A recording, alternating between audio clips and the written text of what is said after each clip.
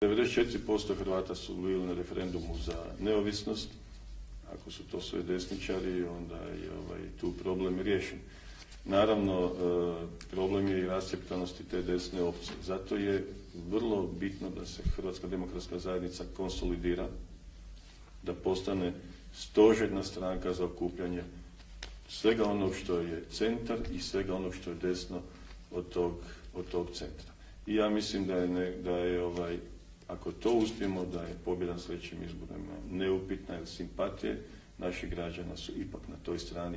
Dakle, naši građani, kad govorimo o Hrvatskoj demokratskoj zajednici kao demokršćanskoj stranci, a teče profilacija upravo u tom smjeru, ja volim naglašati još jedan termin, to je narodnjaštvo, to je narodni duh, dakle, u politici. To je ono što je Hrvatska demokratska zajednica, ne ova danas detuđmanizirana, nego ona tuđmanovska, definitivno imala i njoj su naši građani sigurno u velikoj mjeri, u velikom broju vjeri.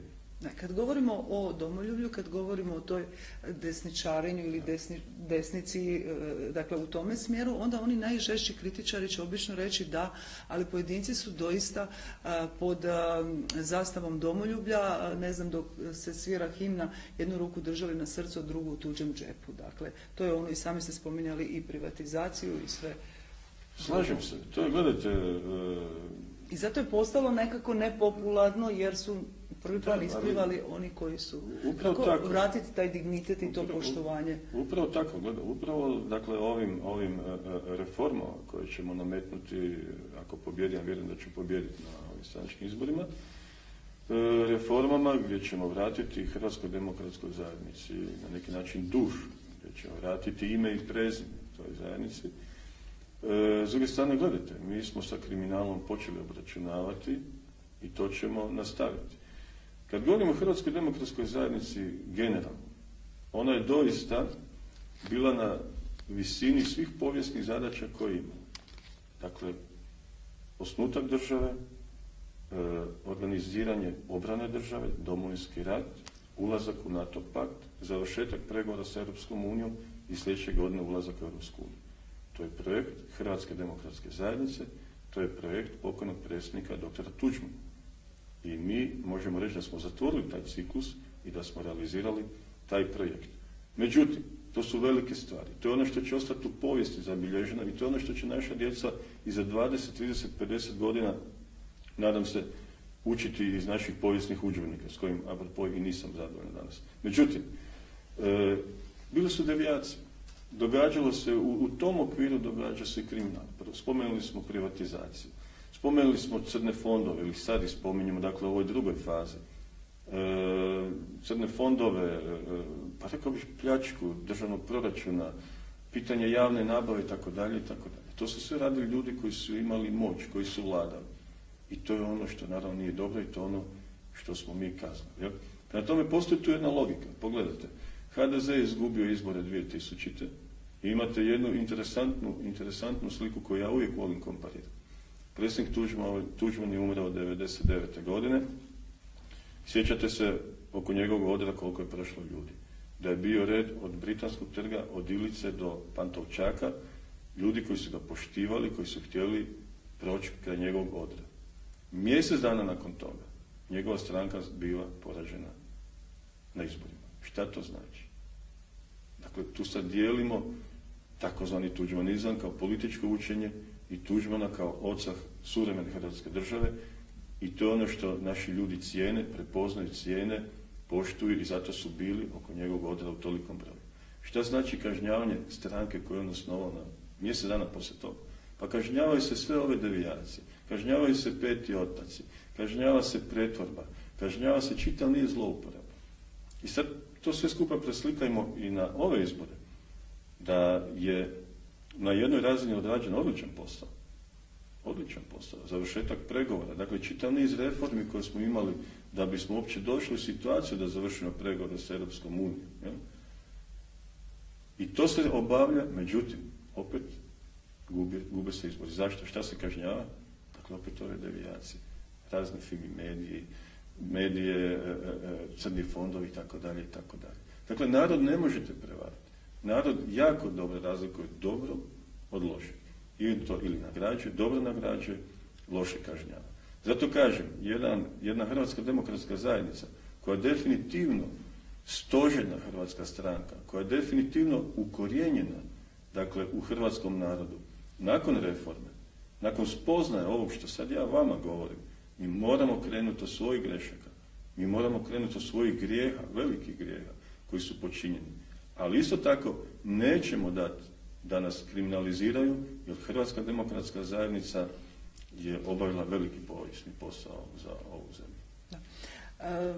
Spominjete HDZ od 99. na ovamo, bilo je raskola, bilo je odlazaka, povuče se uvijek naravno značajan dio članstva, sada je puno kandidata, bojite li se raskola nakon toga? Ne. Veći broj kandidata je dobra stvar, zato je se glasovanje u 2 kruga, dakle 2 će isplivati u drugom krugu, pa će neko pobijediti. Mislim da je to... Je li smišljeni možda plan kako se nagađa? Da vas je više da razbijete malo za... Nema nikakvih planova, mislim da je to manifestacija demokracije, da HDZ se spontano demokratizira. Ovaj poraz nas je doveo u situaciju da razgovaramo o tome zašto smo izgubili. Da ovo sve o čemu mi danas pričamo, ovo sve što smo do sada analizirali, da probamo verbalizirati, da probamo definirati i te stvari naprosto popraviti. Ono što ja zamjeram aktualnom vodstvu, to je da nije priznalo poraz, da nije analiziralo poraz, da nije iskreno pristupilo javnosti, pogotovo javnosti Hrvatske demokratske zajednice, a o samoj logici, samoj strategiji kampanje neću ni govoriti. Postoji li dogovor vas kandidata o nenapadanju? Pa ne, mislim, mi smo dobri, kako da vam kažem, mi smo korektni jedan prema drugom. Ja nisam osjetio da neko nekog napada do sada, mislim da je to do sada sve u redu. Ja osobno nikog neću napadati, a jedno kad me pitaju za moje protukandidate mogu samo reći da im čestitam i da su to hrabri ljudi koji su se kandidirali na neki način da mi svi skupa rušimo te neke kineske zidove nedemokracije i nedemokratičnosti unutar stranke. Ali ovo što sam zaboravio malo prije reći, atmosfera u stranci je demokratska, doista spontano. Ljudi su sami odlučili demokratizirati stranku na svim razinama. Obišao sam od istoka zemlje, zapada, Dalmacije, juga, ljudi svuda na isti način rezoniraju ono što treba raditi u stranci. Oni naprosto više ne žele biti objekti, ne žele biti predmeti. Zašto? Nas ima oko 200.000 članova. Pa u stranku se ulazi dobrovoljno. Niko te nije natjerao da uđeš u Hrvatsku demokratsku zajednicu. Ulaziš dobrovoljno. To znači da ulaziš s nekom emocijom, da ulaziš sa nekom dobrom voljom, da pomogneš toj stranci, da pomogneš svojoj zemlji. I na kraju dočekaš to da imaš i isključivo moraš slušati neke diktate iz Zagreba, iz neke središnjice, iz neke centrale ili iz glave nekog pojedinca. I da imamo kult ličnosti na kome se ponekad inzistira. To naprosto više ne dolazi u obzir što se tiče naših članova i to ono što je moja impresija i to ono zbog čega sam zadovoljan. Kakvu mladež ima Hrvatska demokratska zajednica? Znate, sad po terenu kako idem, upoznao sam puno mladih ljudi, fantastičnih ljudi, 30-godišnjaka s doktoratima i tako dalje, i tako dalje. Za ta mladež u tim najboljim godinama za stvaranje, kad imaju najviše energije za stvarati i za borbu, u tim njihovim godinama mi smo stvarali HDZ. Ljudi su ratovali u tim godinama, postojali generali u tim godinama. Za takva mladež u ovoj stranci može služiti između ostalog i kao politička, kao dekoracija u nekakvim lošim političkim predstavama gdje se plješće na mig, gdje se izvikuju imena na mig. Da, ali će neki analitičari reći da je upravo jedan od aduta gospođe Kosor da je mladež HDZ-a. To ostavljam tim analitičarima da vide koliko su precizni i koliko su stvarno analitičari. Dobro. Što kažete na one koji će reći, otprilike, evo isto tako neki moji kolege će reći kako vaš program koji nudi novu hrvatsku neovisnost, obiteljsku idilu, tuđmanizam i slično, da zapravo poput Kujundžića i Prgometa vas svrstava na tu desnu opciju i da time automatski prema centru gurate i Milinovića i Miloševića i time im dajete više šanse za pobjedu. Mi smo, čini mi se, već malo prije raspravili o ovom šta je desno-lijevo i tako odbijam takve mogućnosti. Ne nudimo mi nikakvu idilu, ja ne nudim nikakvu idilu, ja doista nudim jedan program koji se zove Nova Hrvatska neovisnost. Nova, zašto nova? Zato jer smo u novim okolnostima ulaska u Europsku uniju. Neovisnost, zato jer se nikad nećemo odreći svoje neovisnosti.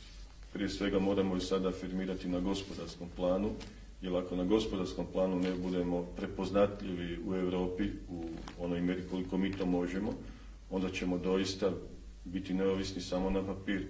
To će biti ustavna kategorija i ništa više od toga. Dakle, mi kroz tih nekih 9 točaka nudimo našu viziju. Intencija, dakle, plan je da kad uđemo u Europsku uniju, a da prije toga pripremimo mehanizme, da mi budemo ti koji ćemo kapitalizirati sve naše potencijale. Gospodarske,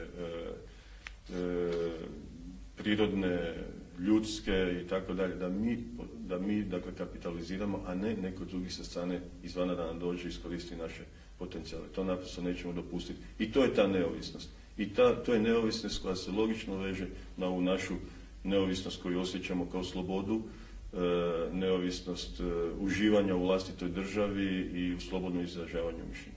Kao što sam našla jedan primjer koji govori protiv vaše kandidature otprilike, evo jednog primjera s foruma koji kaže ovako: Karamarka se boje komunisti u HDZ-u i izvan njega pa je hajka. Ne daj se tomu jer jedini imaš lustraciju u programu. Da, to je interesantno pitanje. To je tema koja se provlači, dakle, sva ova 2 desetljeća, nekako je, čini mi se, HSP-ov Đapić, ajde recimo najviše o njoj govorio, bez obzira. To je, interesantno kod nas se dogodilo, koliko je bilo prostora za pravu lustraciju, svi bismo mi htjeli da ona provedena, jer bismo danas imali vjerojatno manje problema. Puno lakšu situaciju.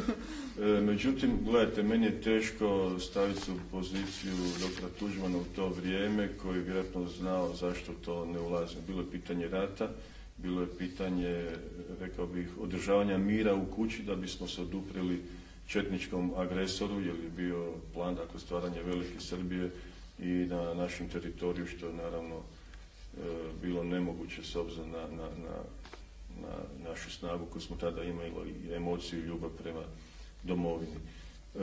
Lustracija, dakle, ne vjerujem da ćemo ju moći sprovesti na način kako su to ostale zemlje u tranziciji napravile odmah u prvom momentu.